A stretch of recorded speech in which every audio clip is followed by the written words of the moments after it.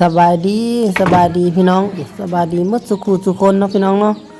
มื้อนี้ก็พบกับคืนนาดีคือเก้าพี่น้องเอ้ย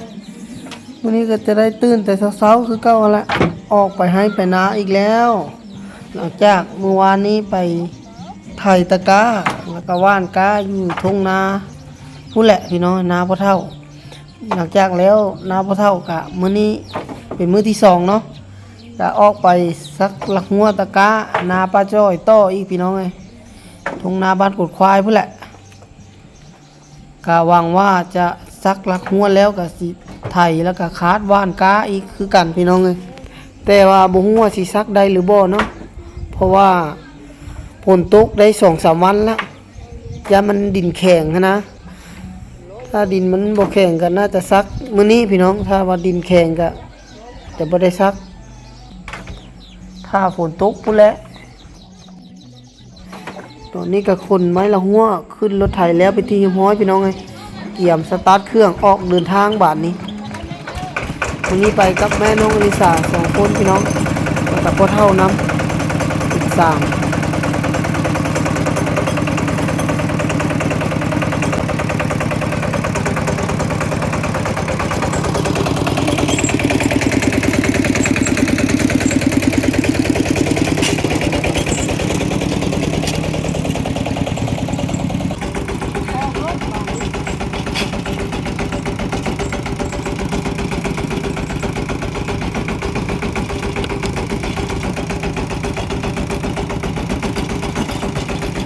ยานแหงสูงขนาดเลยพี่น้อง คือสูงแหงมาไปทางมื้อนี้แม่นนาบ้านกดป้อยไปเลยนาป้าจ้อยปลาละหัวไปซ่อนแซม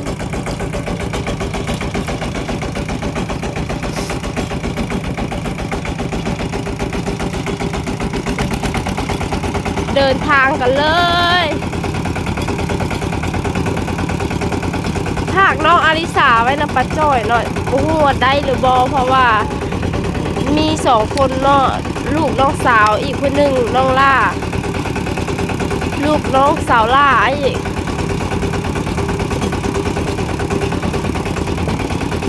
หนูอยากเอาไปเพราะว่าแดดแห้งพี่น้อง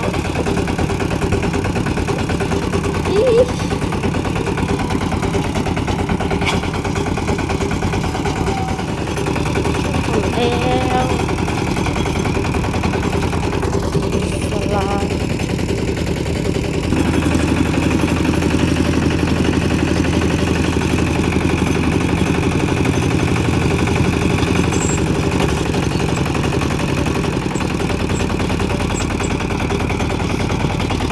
รถได้ทางหลังเหรอเอ้ย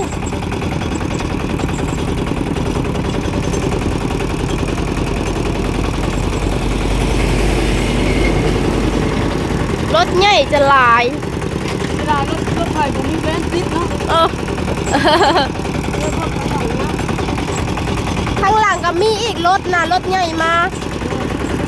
รถคนหมากไหมจะหลายกว่าน่าอัน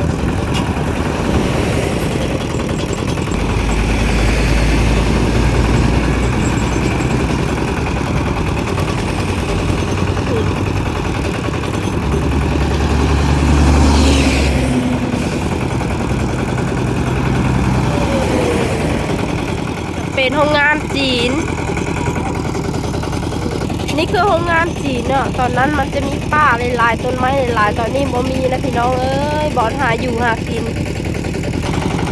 เคยนะดีเพื่อค่อยๆไปพี่น้องเพราะว่าผลยานรถพวงจะหลาย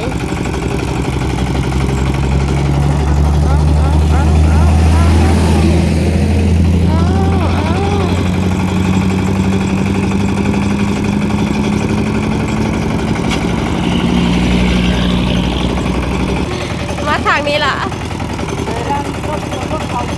ยานรถบ่รถใหญ่หลายเนาะ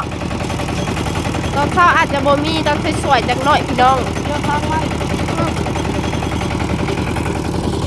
ท้องเฮียนเล่นเฮียน2 สั้นม.1 ฮอดม.4อยู่นี่นะ บ่มีม.3 ม.7 ม.6 ม.7 ตอนนี้ก็ออกมาฮอดทุ่งนาบ้านกุดควายเป็นที่เฮียบห้อยพี่น้องเอ้ยหลังจากมาฮอดแล้วก็จะได้เลาะยายลักหัวเลยพี่น้องเอ้ยเพราะว่าปีนี้เฮ็ดตะกร้าบ่อนไม้บ่ได้เฮ็ดบ่อนเก่าบ่อนเก่ามันบ่งามก็เลยเปลี่ยนบ่อนไม้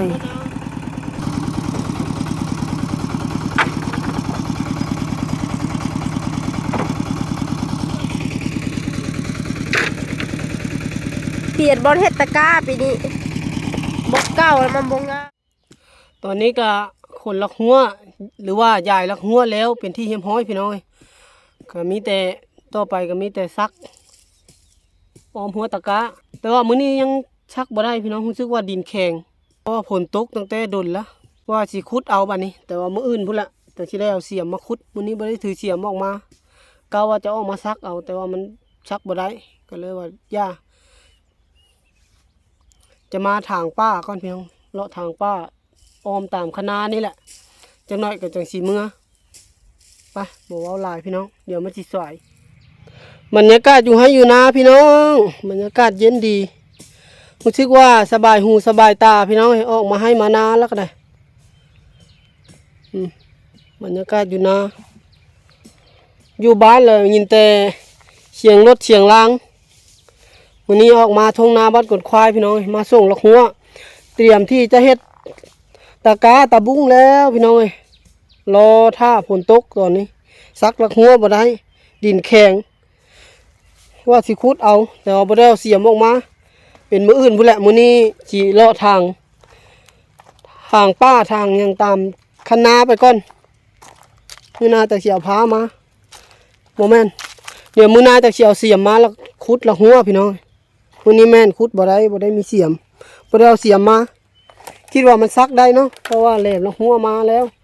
แต่ว่ามันคันนามันดินแข็งก็เลยบ่ได้ซักมื้อนี้แม่นมาทางป้าก่อนแม่น้องอลิสากำลังถ่ายอยู่คอยฟันเด้อจุกมือได้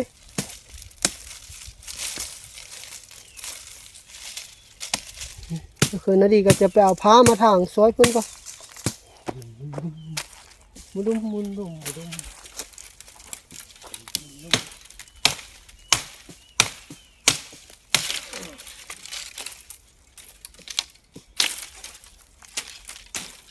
หนามเลยเพื่อนี่แหละหนาม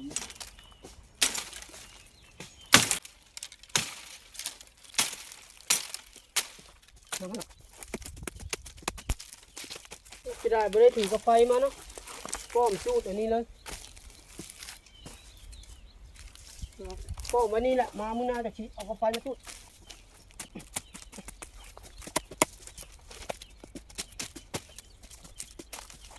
คนนี้คนนี้คนนี้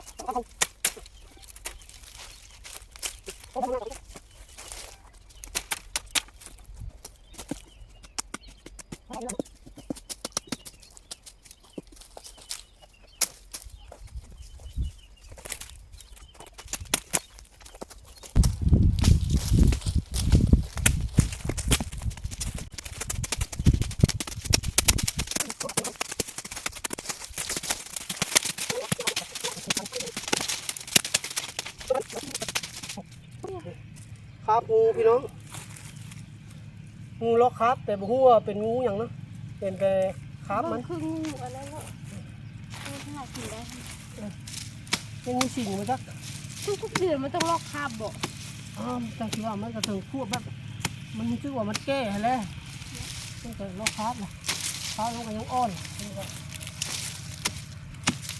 เพราะว่าก็คล้ายๆคือแบบถ้าเป็นเขาคือแบบลุดอายุหรือว่าต่ออายุหรือว่าจักเนาะไปสิแก้แบบล็อกคัสแล้วก็อ้อนตายมันเป็นตัวอ้อนแล้วก็เพิ่มอายุแหละคือกระปูฮะปูกับล็อกคัสแค่นั้นเอาออกแล้ว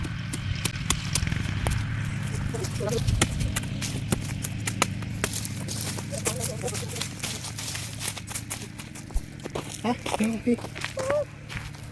งูอย่างบุกะมันงามเนาะลายพี่น้อง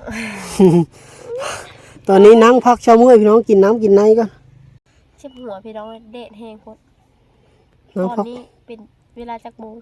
โอ้10 โมงเลยโอ้ เฉพาะและฮ้อนแห้งเกิน พักกินน้ำกินในก็พี่น้องเอ้ย ข้างในพี่น้อง จะน้อยก็ออกมือละทางไปได้หลายประตูละทางก็บ่แม่นว่าทางอันนั้นดอกทางเลาะเอมคันนาซื่อๆพอบ่ให้กกหญ้ามันงำเข้าเมื่อเวลาเฮาไถดำเบิ่งบอกว่าพี่น้องนี่แม่นต้นบอกว่ามีมากมันอยู่บ่โอ้มีเด้อแต่มันอยู่สูงเอาบ่ได้โอ้มีอยู่พี่น้องแต่ว่าบ่เห็นดอกในกล้องนะแต่ว่าเบิ่งตัวจริงนี่เห็นอยู่แต่มันสูงโอ้ต้นมันบักใหญ่นึงนั่งพักผ่อนก่อนกินน้ำก่อนจะน้อยจังสิออกเมื่อพี่น้อง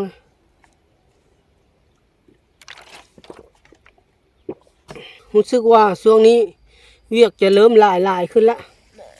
ตั้งแต่ลาออกจากบ่อนเฮ็ดเวียกก็แต่ละมื้อก็บ่ได้พักเลยพี่น้องไปตลอดเมื่อวานนี้ก็ไปไถตะกร้าแล้วก็ว่านก้ามื้อนี้ก็มาเฮ็ดหัวตะกร้าอยู่หน้าบ้านกุนควายต่อเลยมื้อนี้ก็คือสิได้มาฝั่งลักหัวนี่ต่อไปคือสิบ่มีเวลาพักแหละเร่งให้ทันผลย่านบัดผลมาแล้วสิบ่มีกล้าดำนาน้ำหมู่ถ้าดำลามันน้ำท่วมน้ำลาย เคยคิดในชีวิตนี่นะคันว่าสมมุติซื่อๆเด้ออันนี้เลยอย่าดราม่าเด้อคันว่าตายไปแล้วขอบ่เกิดเป็นคนขอเกิดเป็นน้ำที่ใสอยู่ในทะเลบ่เกิดเป็นคนแล้วเมื่อย มันเค็มน้ำทะเล เค็มก็ย่า คนกินบ่ได้ เค็มก็ย่า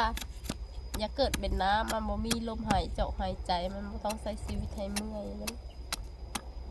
เป็นเกิดเป็นคนเจ็บป่วยไข้ก็ตายแต่ว่าคำว่าเจ็บไข้ 2-3 มื้อก็ตายก็บ่เป็นหยังบางคนก็น่ะทรมานเป็นปี 2-3 ปีนั่นแหละเลยบ่อยากเป็นคน เกิดเป็นคนโชคดีหลายได้กินปลาหมึกได้กินกุ้งเกิดเป็นน้ำทะเลก็โชคดีคือเดียวได้มีกุ้งมีปลาลอยอยู่ในน้ำ ไปวันนี้ออกเดินทางกลับบ้านก็พี่น้องเลยก็สำหรับอีพีนี้ก็ขอจบไว้สำนี้เนาะแต่ใดก็ฝากพี่น้องเข้ามากดไลค์กดแชร์กดติดตามพี่น้อง เพื่อเป็นกำลังใจให้คือนาดีแล้วก็แม่น้องอลิสานำเนาะ แม่นกดติดตามได้ล่ายแล้วเข้าเบิ่งคลิปเคยนาดีดุๆเด้อพอได้ค่าขนมให้น้องอลิสา น้องอลิสา ตอนนี้น้องอ ก็ ลิสาเพิ่นกินขนมเก่งหลายพี่น้อง มักจะกินขนมจะได้ออกเดินทางเมื่อก่อนพี่น้องเอ้ย บ๊ายบาย บายบายสวัสดีสบายดี อันนี้ก็จะเป็นมอกรถที่ป้าจ้อยจ้างให้กับเจ้าเฮ็ดอันละ